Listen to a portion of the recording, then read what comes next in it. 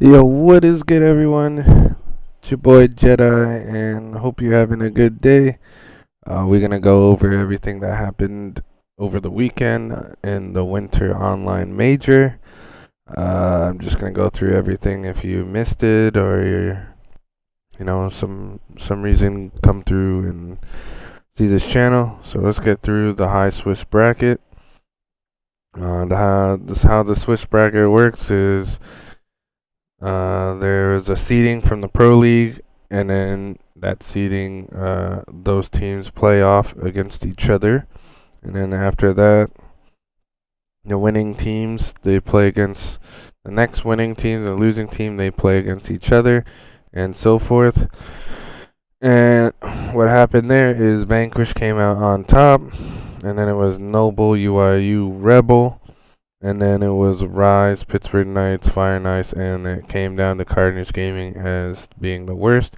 Even though in the Pro League it was BQ, PK, and then it was like Carnage Gaming, Rebel, Fire Knights, and like UIU and Noble. So it was pretty interesting to see how it went down. It was kind of like a flip effect besides Vanquish was first. They were just dominant until they played Noble. It was a close game, at least for Friday. And as you can see here, Vanquish slow start against UIU. And as you guys could see here, all the matches for the map counts. And then for the low Swiss bracket, we had Hive, Morningstar, Remedy, Hayabusa, Rated R, Majesty, Elevate, and the People's Champs. People's Champs was literally just a laughing stock, in my opinion, throughout the whole thing. They didn't really play. They were just a forced team, and I really hope some of those players can bounce back and play very well in the future. Because there's some talented players on that team, and there's players that just don't care that much, and they just, we're good enough to qualify a Pro League, which is not good enough because you don't make anything by qualifying in a Pro League. Where you do make money is here, the online majors now. That's where you make your money, and just the mindset of some of those players, it's poor. Even though I know the game's not as fun as what it should be. If you have an opportunity to win some money, you gotta put some time in and effort, but it is what it is. But yeah, as you can see here are the map counts: round 1, round 2, round 3, and then we're gonna go to the champ bracket. As you can see here, some of these teams came from the open bracket, like Duzzle, McTian, or whatever how you say that, Dystopia. We're gonna check out their gamer tags here just so you guys know. Feel like that's a hard what's it called? Van Blank Mine and all these guys. I feel like that's like an upset right there. You got Hayabusa and Prodigy. For some reason, Hayabusa only 2-1 Prodigy. Oh, that's why they had to play Tristan Zenin, Terminus, Crushma, and Firearm. That's pretty crazy. I know these guys don't play the game that much, but for them to get a map on them, that's disappointing. Hayabusa obviously 2-0 this team. And then it was a close matchup with Remedy and Hayabusa. Some of these guys are my former teammates like Red 9, Nemesis, and Relics. You got Pushies and Hefe as well. They beat Flash, Move, Cells, Daze, Detox, and Vanish. And then the upper tier, we had Morningstar Gaming, 2-0ing People's Champs. People's Champs placing, I think, what is that? Top 32 or something. Pretty disappointing. OPL eSports beat Sentinels Gaming. As you could see here on their gamer tags. And here for Morningstar on them, levels, Symphonic Jacks. They beat Rocky. Brawny, Perf, Birdie, and Sayas. Let me see here. And then OPL eSports lost to Morningstar. Then you had Hive obviously beating Morningstar. No offense, but most of these teams aren't that good. You had Majesty beating N Genesis. Let's see who's on M Genesis. No one that I've ever heard of before. You got Glory Floor and War Explosives. Never heard of any of these guys. But then you have Pell, Scabsy, Kyle, Javari, and Yachty. Pretty obvious that they 2-0 them. Then you got Ninjin against UGK Esports. This UGK Esports picked up this roster the day of the event just for them to get basically first rounded by Zeontre and Co. And then they went on to face Any Given Sunday. Let's see what Any Given Sunday played first. They played Madness, Dementives in them. That's actually a pretty good, solid matchup to warm up. They 2-0 these guys. And then the biggest disappointing out of all, I think they should have just 2-0'd Zeontre and Co. But it was Zeontre's birthday weekend, and he was not having it. And he took down the champ Osby and Toy Soldier and Co. But then they played against Elevate. Clearly, Zeontre's team did not know what teamwork is, but I'm pretty sure they were just a pickup team. They scrim probably the last 2 weeks before the event, which is not gonna beat a team like Elevate. You probably need a month in advance of scrims, and you're probably gonna beat Elevate. They just play off pure skill. And you had Glory 4 beating Majesty. Not too surprising there. These guys been there before, Pell, Kyle, Yachty, former pro, Javari, been subbing in on top teams, beating Majesty, and then they played Rated R. Just felt like when it mattered the most, clearly these guys were shaking their boots, and Pell and Co. brought it to them. Then on the champ bracket, as you can see here,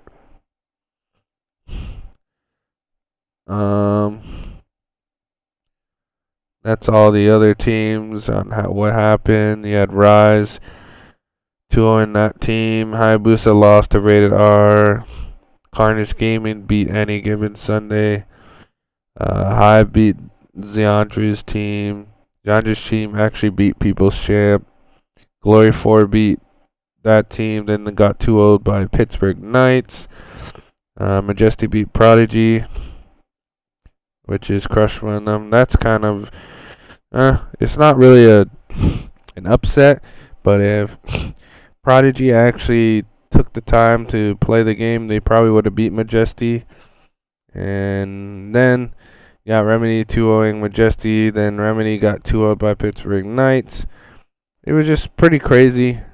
But let's get into the actual final phase champ bracket, where the top 12 teams. Yeah, Noble and Hive went down to the wire. I'd assume Noble picked Reactor, beat him on that, and then lost the other 2 maps.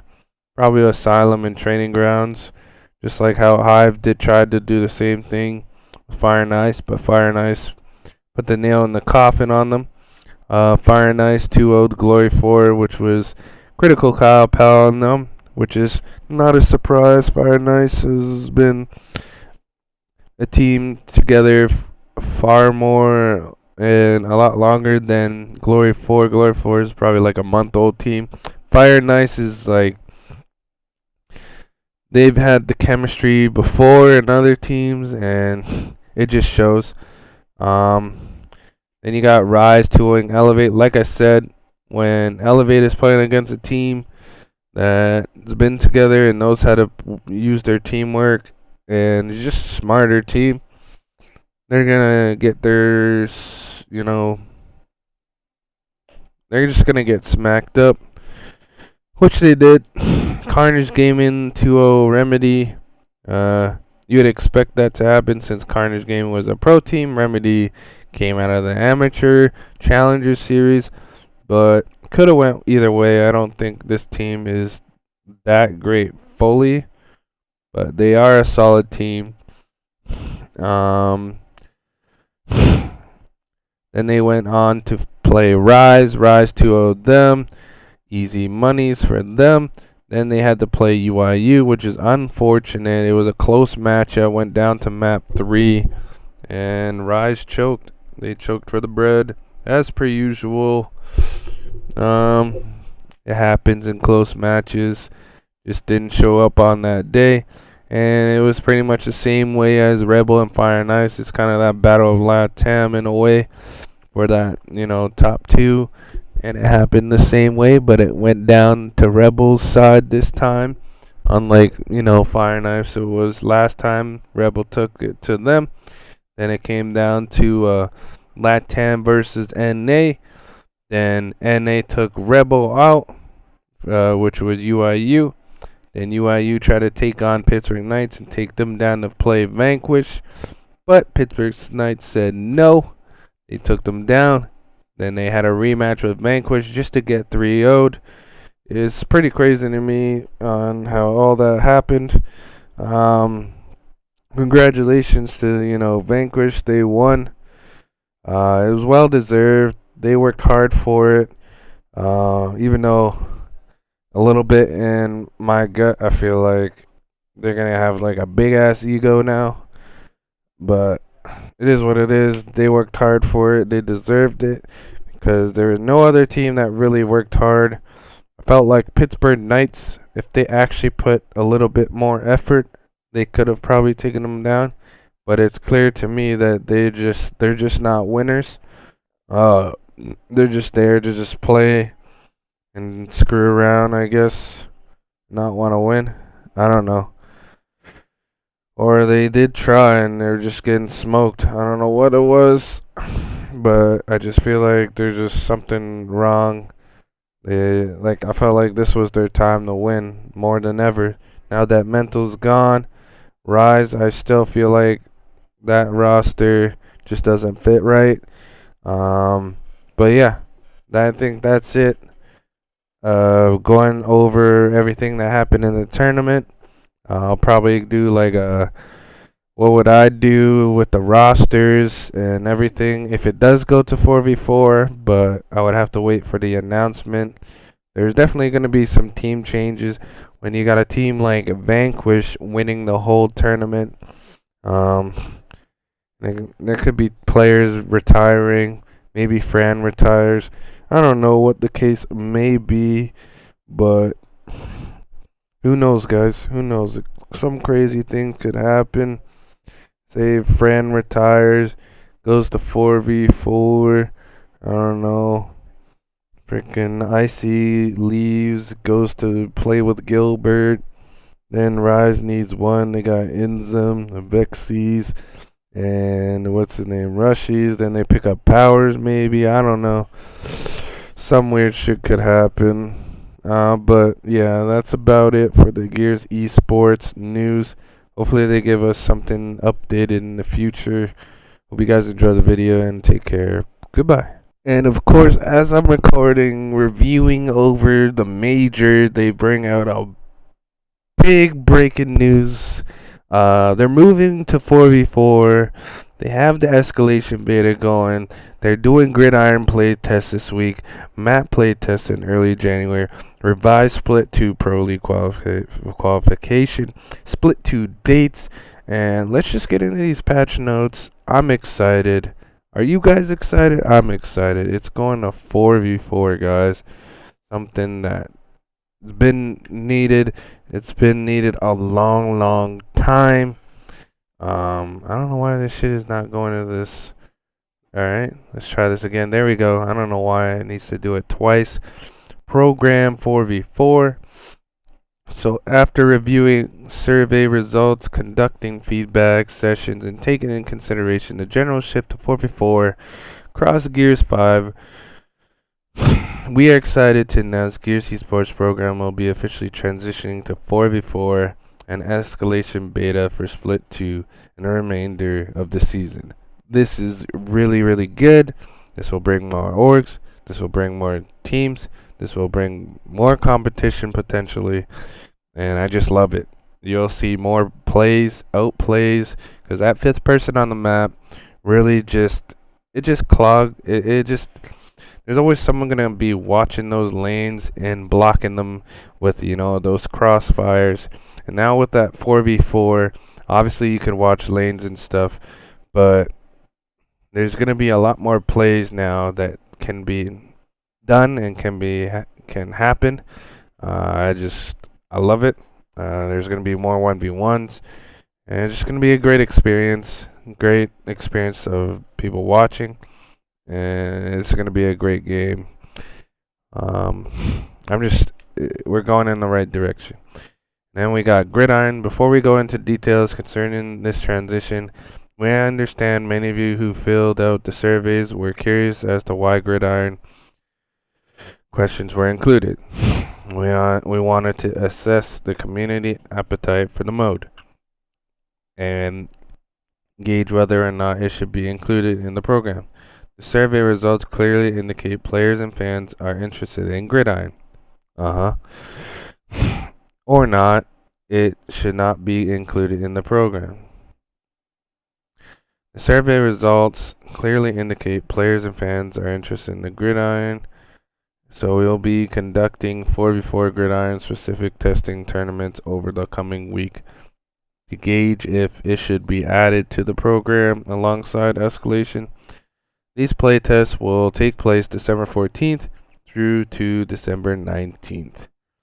So starting today, Gridiron tournament is happening, after which surveys will be provided to participants. If you don't play in any of these playtests, you will not receive a survey.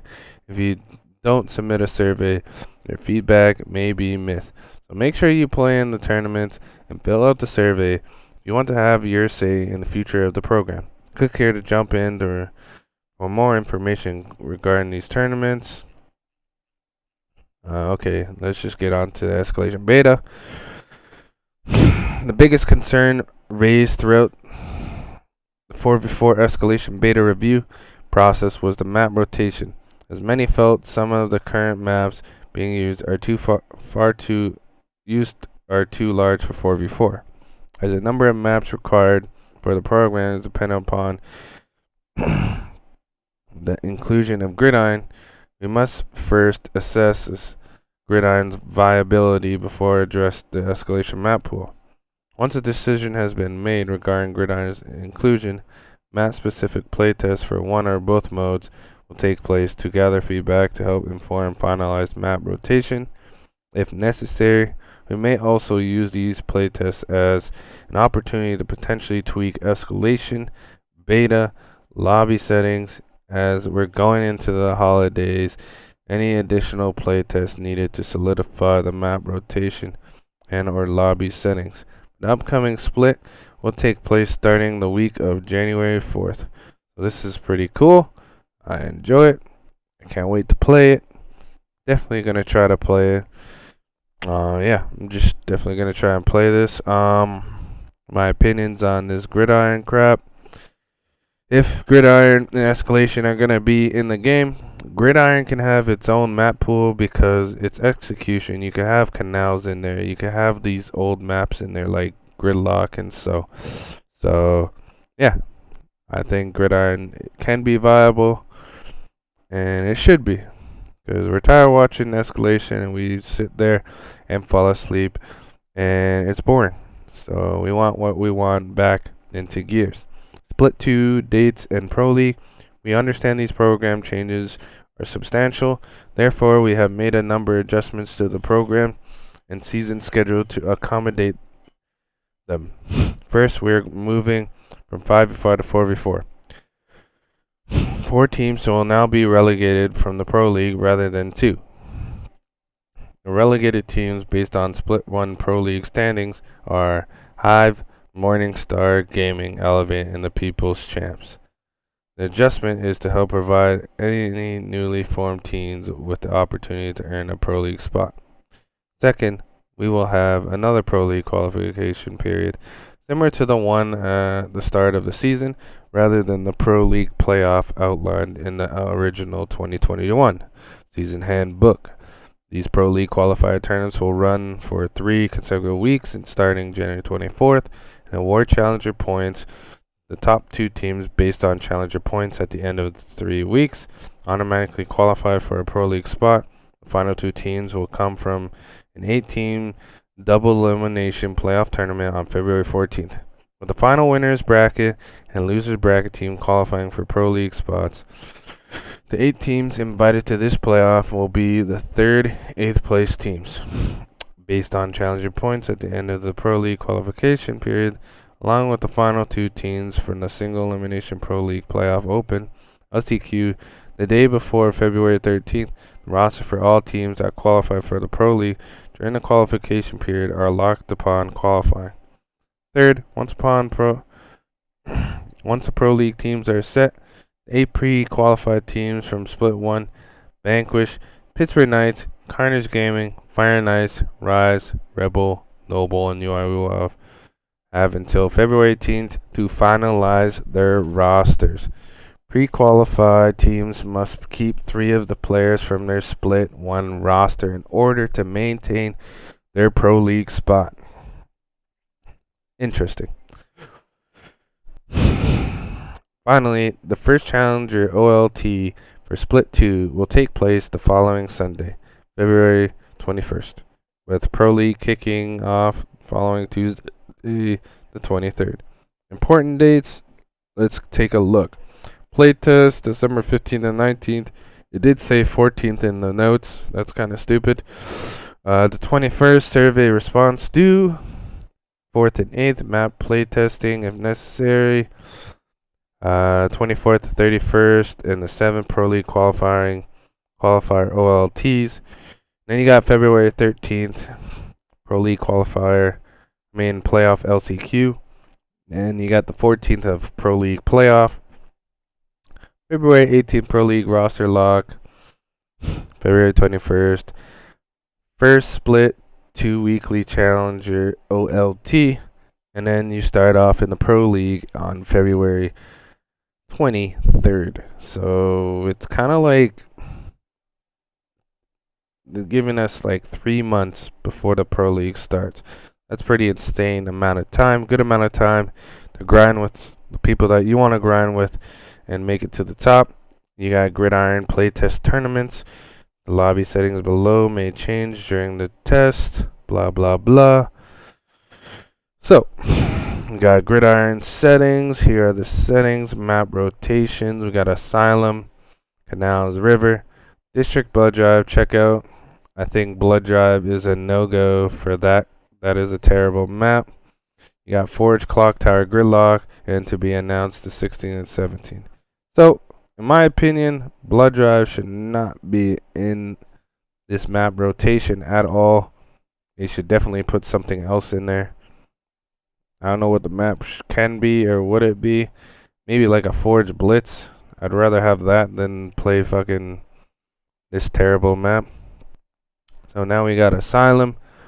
You got all these weapon swaps. As you can see here, if you want to check it out, I'll put a link in the description down below.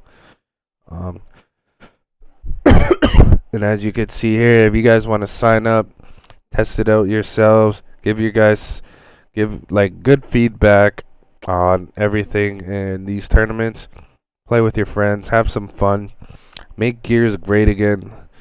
And yeah, the link's in here. I'll put this link in the description down below of the article. I just can't wait to play. Been too long. Haven't really got to play in Gears 5, but with these changes, it's looking good. I hope it's only gonna go up from here, because I'm tired of seeing Gears eSports of it being said it's dead. Hope you guys enjoy the video, and take care. Peace.